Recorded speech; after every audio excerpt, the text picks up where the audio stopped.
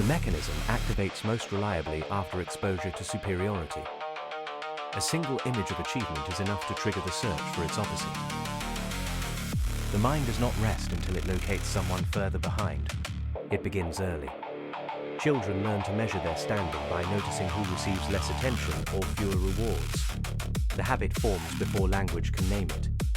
What starts as simple observation becomes the default way of restoring balance whenever the world presents someone ahead. In practice, it appears in small private moments. After seeing a peer receive recognition, the scroll continues until it lands on an old classmate who never left their town. The comparison is never announced. It runs in the background while the person continues with their day. The relief registers as a subtle settling rather than a conscious choice. The cost shows up in decisions that never get examined.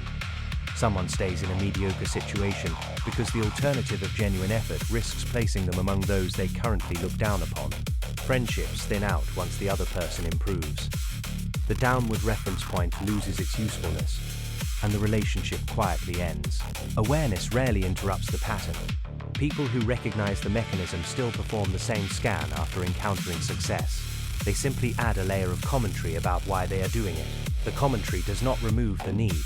It only makes the process feel more deliberate. The interesting part is how little actual movement occurs. The person never has to close the gap with those ahead. They only have to confirm that the gap beneath them remains intact.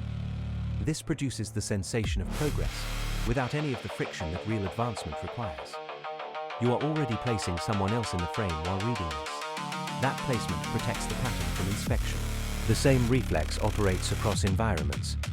In workplaces, it appears when promotions are announced and attention shifts to colleagues who were passed over.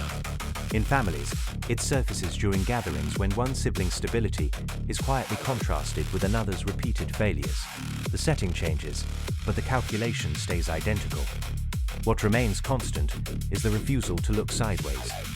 Horizontal comparison offers no relief because it removes the hierarchy that makes the self feel positioned. The mind therefore continues its vertical scan, even when the data no longer serves any practical purpose. I am draven.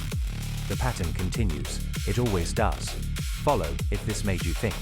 There is always more.